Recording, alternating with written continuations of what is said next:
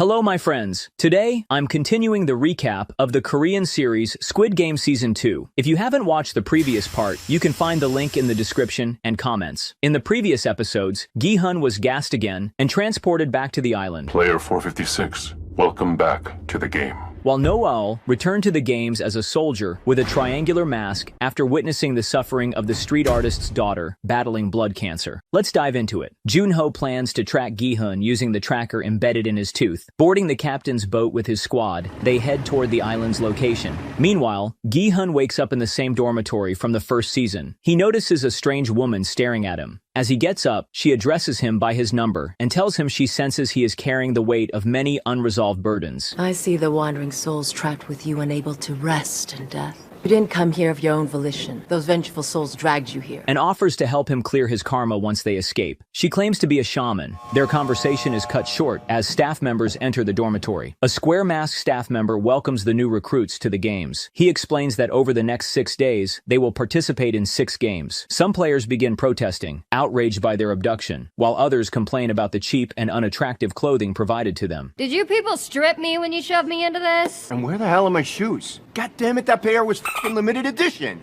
Look at this. The size is all wrong, and I hate the colors you're using. Can I have the outfit you guys are wearing instead? The pink's cute as hell. One player, a man from the subway station whose girlfriend is pregnant, demands his phone back so he can monitor his cryptocurrency investments. He yells, "Do you know how much money I've invested?" The staff member addresses him by name and begins recounting his debts. Lee is revealed to be the former owner of the YouTube channel MG Coin, which promoted a cryptocurrency called Dalmatian. His promotions caused his subscribers to lose a combined 15.2 billion won when the currency collapsed. Afterward, Myung-gi shut down his channel and vanished. Now, he is wanted for fraud. The staff member's speech silences him, leaving his girlfriend stunned to see him in the games. The staff member continues, pointing out that every player in the room is in severe financial trouble. Total debt, 10 billion. One more round! 10 billion? Which one is it?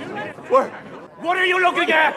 Think it's easy to get loans that large? They don't give out 10 billion to just anyone. You have to work in the big leagues for that. He then gestures to the ceiling, where a giant piggy bank is. He announces that after each game, cash will be added to the piggy bank. And at the end of the games, the total prize money will be 45.6 billion won. However, this season introduces a surprising new rule. After each game, players will have the option to vote on whether they want to continue or end the games. If the majority votes to stop, the prize money will be equally divided among the surviving players. Gi-hun, surprised by this new twist, asks for clarification. He looks directly at a surveillance camera, visibly skeptical of the change. During the briefing, one player is berated by his mother, Stupid idiot!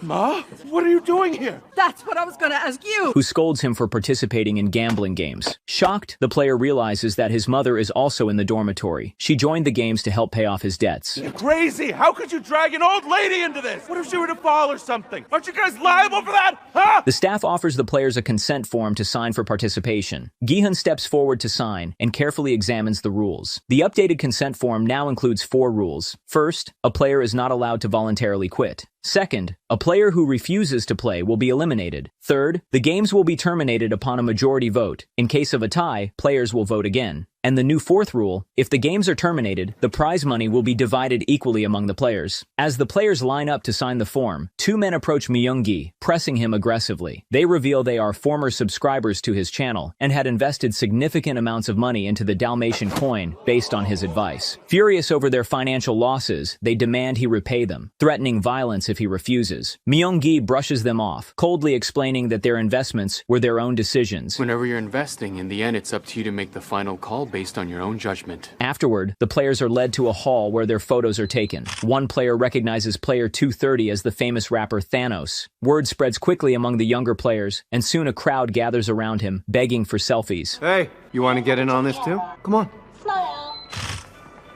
A staff member intervenes, reminding them that only one person can take a picture at a time. Meanwhile, in the control center, the players' pictures are displayed on the floor. Upon seeing a transgender player, an elderly woman turns to her son and curiously asks about the girl. Someone's originally a man, but they transition into a woman after a while. I don't get why a man would want that, though. Shh, quiet. You're one or the other, that's just the way You things can't are. say that, Mom, here. On the way to the first game, Gi-hun is approached by his old friend Jung-bae, who is shocked to see him alive. Jung-bae explains he hasn't heard from Gi-hun in 3 years. In the meantime, Jung-bae has lost his business and gone through a divorce. course. Gi-hun sternly advises him to take the game seriously and to stay behind him once the game begins. Meanwhile, Junho and his squad approach the source of the GPS signal. The captain expresses concern about Junho's heavily armed team, prompting Junho to explain. He reveals that he found someone who survived the games, but the guy was abducted and dragged back to the games. However, they manage to implant a tracker on him. As they get closer to the island, Junho explains that there must be infrastructure, such as roads and helipads supporting the games. They land and track the signal to its source, only to find a fisherman with the tracker in a can of worms for bait. The man confesses that someone at the dock handed him the leftover bait without explanation. Meanwhile, the players are brought to a large field for the first game, red light, green light. Feeling uneasy, Gi-hun discreetly checks his fake tooth and is alarmed to discover the tracker is missing. He quickly realizes he's in serious trouble. In the control center, the front man is approached by an officer in a black jumpsuit who informs him that everything is ready for the first game to begin. On the field, Gi-hun stands in front of the players and warns them that this is no ordinary game. He insists that anyone who moves will be killed. Most players think he's crazy. We're all gonna die playing red light, green light? Really? But his stubbornness and serious tone begin to sway a few. Some players accuse him of trying to frighten them to gain an advantage in the game. I think he's just trying to freak people out. Then he wouldn't have to share the money, he could win all of it. Hey, you bastard, you're not fooling us! Meanwhile, Thanos flirts with a girl, mocking Gi-hun and making light of his warnings. As the game begins, Gi-hun takes charge, commanding the group on when to move and when to freeze. He cleverly covers his mouth with his elbow to prevent the doll from detecting his lip movements. Hold still! The front man observes the game while sipping alcohol and listening to jazz played by eerie mechanical dolls. What the hell are you doing? Is this a friend of yours? No, never met him. The game progresses smoothly until a bee lands on the neck of the girl Thanos is flirting with. Thanos points it out, causing the girl to move. A gunshot rings out, and the girl collapses with a bullet through her head, proving Gi-hun's warnings were correct. Gi-hun quickly orders everyone to remain calm, but panic spreads among the players. One woman begins screaming and is immediately eliminated, setting off a chain reaction as several players try to flee. Chaos erupts, and many players are killed before Gi-hun manages to calm the remaining group. Hold still! The game's mechanics are revealed. The AI-powered doll detects movement with trackers in its eyes and announces the numbers of those who move to snipers stationed around the field. Player 188. The snipers then eliminate those players within their line of sight. Among the snipers is No Yul, who is stunned to spot the father of the sick little girl, the very reason she agreed to return to the job. Gi-hun explains that the doll has trackers in its eyes and suggests forming lines to use each other as cover while advancing. Meanwhile, Thanos sneakily pulls out a big-ass Christian cross with a hidden compartment filled with tablets. He swallows one of the tablets, visibly lifting his mood. It's baffling how the staff allowed him to bring such a conspicuous item into the game. I suspect it was intentional. Feeling emboldened, Thanos begins intentionally pushing other players, seemingly for his own amusement.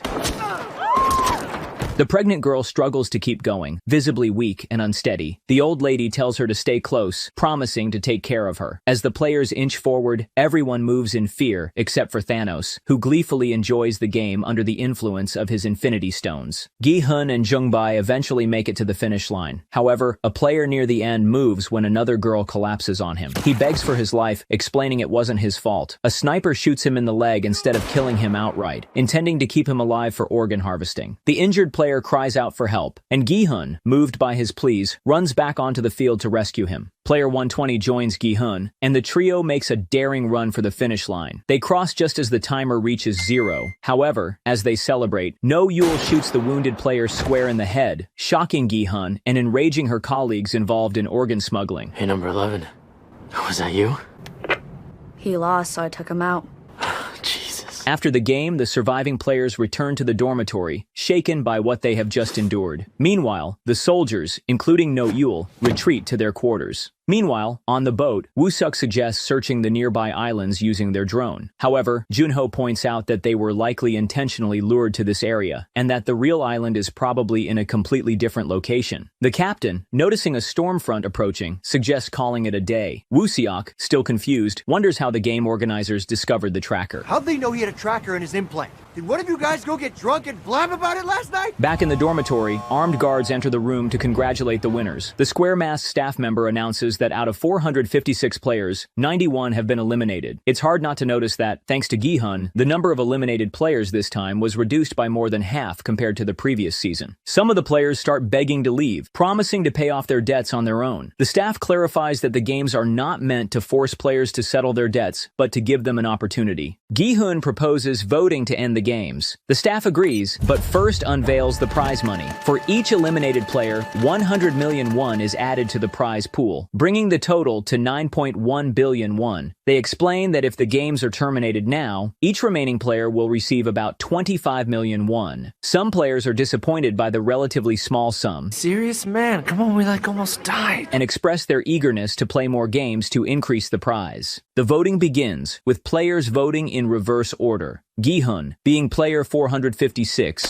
votes first, pressing the X button to quit the games. The shaman woman starts shouting her bizarre statements about fate and destiny. No matter how hard you try to fight it, you'll never be able to escape your fate. After voting, each player attaches a corresponding patch to the right side of their chest and stands in the area marked with their choice. During the process, many players vote to continue the games. Gi-hun pleads with them not to risk their lives for money, urging them to think carefully. Some players accuse Gi-hun of trying to manipulate them through fear. You kept going on and on about how we were all gonna die, and I got so nervous that I was almost killed out there. But others defend him, pointing out that many survived thanks to his leadership. The tension rises as Gi-hun reveals that he has played these games before.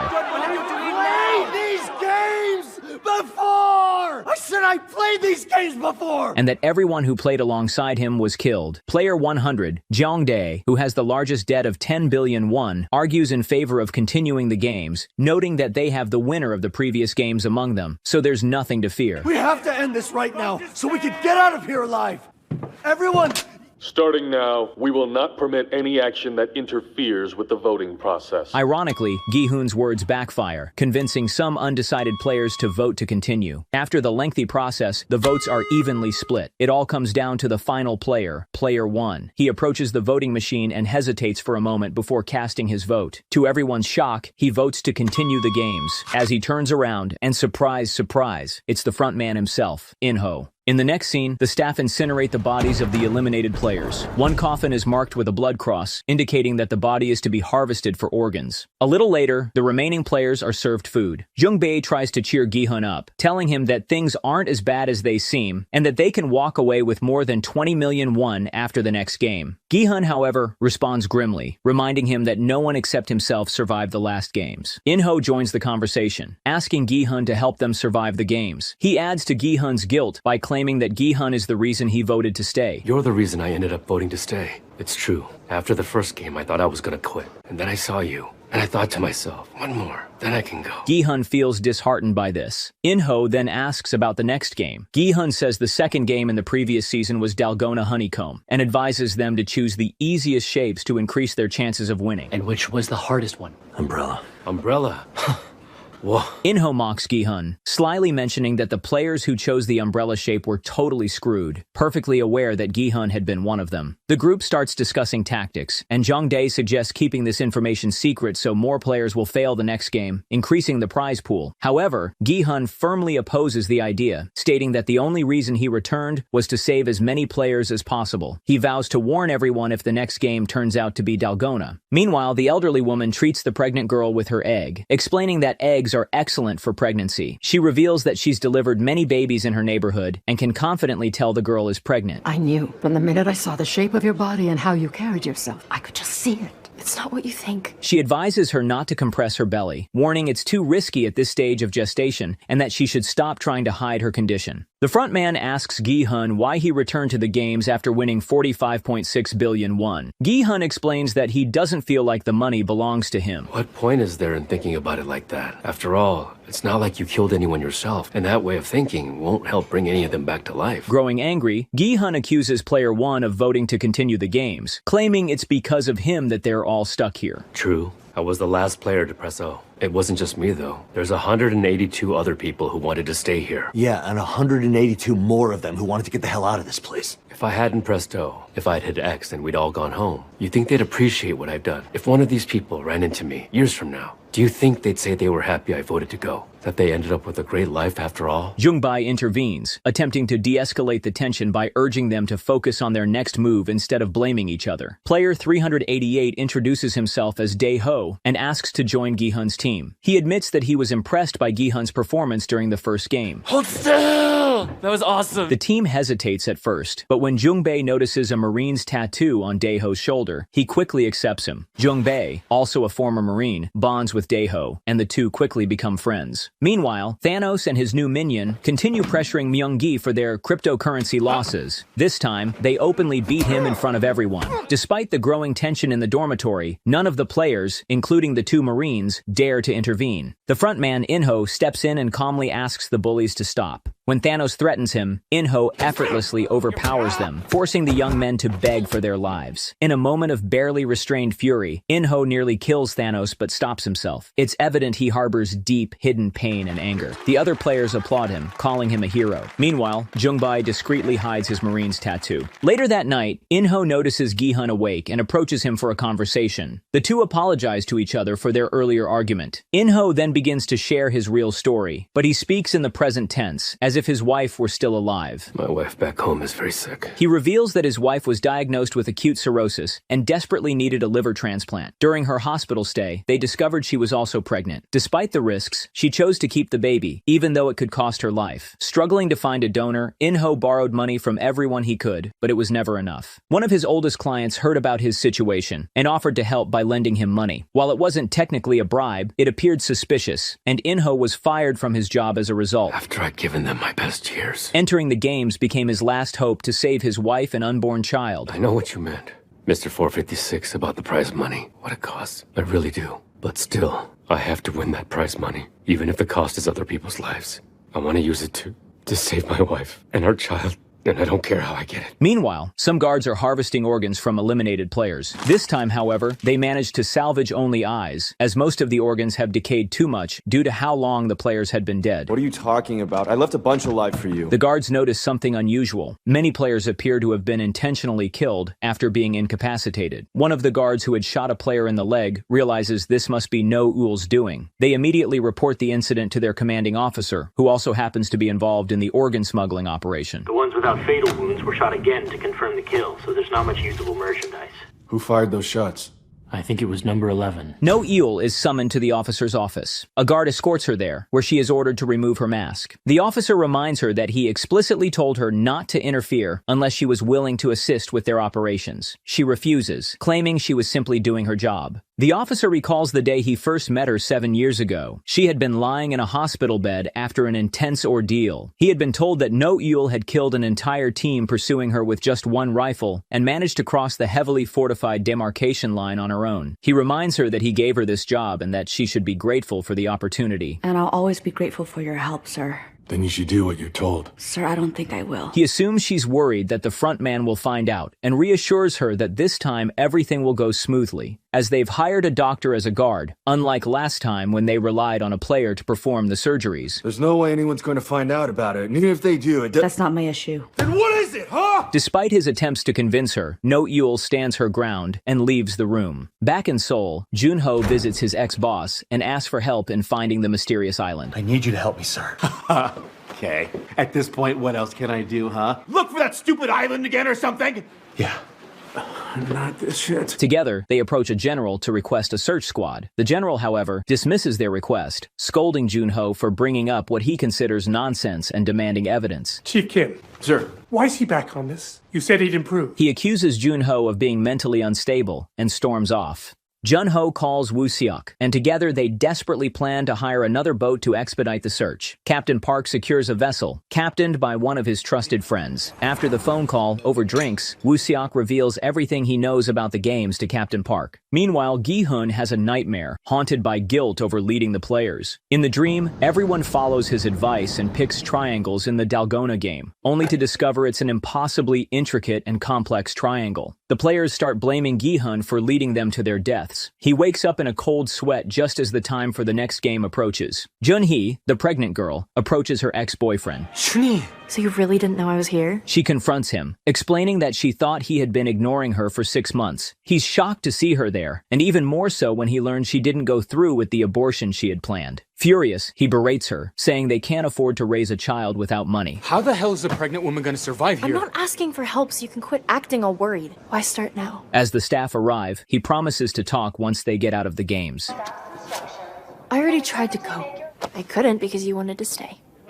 Meanwhile, Thanos swallows one of his Infinity Stones again, and his minion notices. The players are taken to a playground with 2 large, rainbow-colored circles. The announcer declares that the next game will be played in teams of 5. Jong-dae angrily yells at Gi-hun, accusing him of misleading everyone about the Dalgona game. What are you gonna do about everyone who voted to stay because of your crap? The frontman stands up for Gi-hun, silencing Jong-dae. Gi-hun's team is now short 1 player and must find someone to join their group. Myung-gi approaches Jun-hee and offers to team up, but she is still upset with him and refuses. Look at you. You think anyone else will let you join? What's it to you, huh?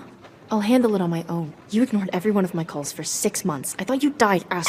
I get it. I'm so sorry. I don't trust you. You're nothing. You're dead to me. Instead, she asks Gi-hun's team to accept her, explaining that she needs their help because she's pregnant. Meanwhile, no one wants to team up with the old woman and her son. Left with no other options, they team up with Player 120 and her new friend, as Player 120 was also rejected by everyone else. The shaman joins their team as well. The announcer declares that the game is a 6-legged pentathlon. Team members will have their legs tied together, and at every 10-meter interval on the track, one member will play a minigame. If the player wins, the team advances to the next minigame. The minigames are Dokji, Flying Stones, Gongi, Spinning Top, and Jegi. The total time limit is 5 minutes. The team must assign each member to a specific minigame. It's revealed that Gongi is traditionally a girl's game. It's good we got a woman on our team after all. You play Gongi, right? But the pregnant girl admits she doesn't know how to play it. Surprisingly, the marine guy confesses he's skilled at Gongi. I can do Gongi. I can play it. A Marine who knows Gongi? Because he grew up with 4 older sisters. The rest of the team members choose the games they feel most confident in. I'll do whichever one you think, Yoon. How did you know my name? Your friend over here. I heard him call you that, so I thought I'd try it out too. Does it bother you? No, I don't mind it. The game begins, and the first 2 teams start to play. The initial game, Dokji, is the easiest, as it doesn't take much time to recover if you lose a round. However, the second game, Flying Stones, is more challenging, as players waste time retrieving stones when they miss. Gongi demands good agility, requiring players to catch stones multiple times in a specific order. If a player loses, the game resets to the beginning. As the time limit approaches, the tension rises, making it even harder for players to focus and pass the games. Spinning Top also proves difficult, as it takes a long time to recover if the top falls. The first 2 teams fail to reach the finish line before the time runs out, resulting in their elimination. Thanos' minion asks him for one of his Infinity Stones, arguing that if he gets nervous, he might screw up the game and doom their entire team. Reluctantly, Thanos hands him a pill. When the staff cleans up the area after the eliminations, No-Yul notices 2 guards marking a coffin with a still-alive player inside. As a higher-ranking guard, she orders them to open the coffin. She promptly finishes the player with control shots, an action that irritates both the organ smugglers and the officer. As the next teams prepare for the games, one of Player 120's teammates starts panicking. Player 120 introduces herself as Hyun-ju and skillfully calms the girl down, giving her the courage to proceed. Her words lift the spirits of all her teammates, and they begin introducing themselves to one another. I'm Jang-gum-ja, and I lived through the Korean War, so I know a few playground games won't kill me. And I'm the son of Jang-gum-ja, who is a survivor, Park Young-sik. Sonya, shaman of the sea. The game starts, and their team reaches the Dokji game. Young-mi loses several rounds and begins to panic. Once again, Hyun-ju steps in, calming her down and suggesting she flip the card in her hand. The advice works, and they advance to Flying Stones. At Flying Stones, one teammate misses the target. They pick up the stone, and following Hyunju's orders, the team moves backward without turning around, saving precious time. Observing players take note of this clever tactic. Looks like you save a lot of time if you don't have to turn around. Ganja motivates her son with encouraging words, saying, Try to imagine that stone is the face of the conman who swindled you out of your money, all right? With her support, he successfully knocks the stone down. The crowd erupts in cheers for the team, further fueling their determination to succeed. Gunja tries her best in the Gongi game, but loses her first attempt. Hurry up! You'll have... Now, her son motivates her with encouraging words. Mom, didn't you always say, During the war, I used to play gongi with bullets. She nearly completes the game, but freezes before the final and most challenging move. Once again, Young Sik finds the right words to boost her confidence. Ma, think of it like this. Try to pretend that's the hair of that bitch dad cheated with. And she finishes the game with ease. Next, the shaman takes on the spinning top game. Struggling to wrap the rope around the top, she panics and fails repeatedly. Frustrated and overwhelmed, she begins praying to her gods and eventually bursts into tears. Hyunju steps in with a different tactic, snapping the shaman out of her panic with a series of motivational slaps. If you give up now, I'll kill you before any of your damn gods can. Refocused, the shaman successfully wraps the rope and passes the game. Now it's Hyunju's turn. The rule for her game is simple. She must bounce the toy 5 times with her feet. She asks her teammates and everyone around to turn around and not watch her. With her focus unwavering, she completes the task on her very first attempt, allowing the team to cross the finish line just 1 second before time runs out. The team's dramatic success inspires and motivates the remaining teams. More teams successfully finish the games, but tragically, some do not and are eliminated. As time goes on, only 2 teams remain, Gi-hun's team and another. Gi-hun's team quickly clears the Dokji game on their first attempt. Jungbai follows by easily knocking down the stone in the Flying Stones game. When it's time for the girls' game, Gonggi, Daeho surprises his teammates by completing it with flying colors, leaving them in awe. Meanwhile, the front man, who is left-handed, intentionally spins the top using his right hand, stretching the game's duration. At one point, he even throws the spinning top back to the previous line, pretending to be frustrated with himself. As time runs out, he finally spins the top correctly with his dominant hand, completing the task. In the final game, Gi-hun takes on the challenge of bouncing the toy. He starts strong, but on the 4th kick, he accidentally sends the toy too far. The frontman saves the game by subtly manipulating Gi-hun's foot, which is tied to his own, ensuring the team doesn't fail. They cross the finish line just in time, while the other team is tragically eliminated. This concludes episode 4. Watch the next part by clicking on the end screen, and let me know what you think about the second season in the comments. I'm eager to hear your thoughts.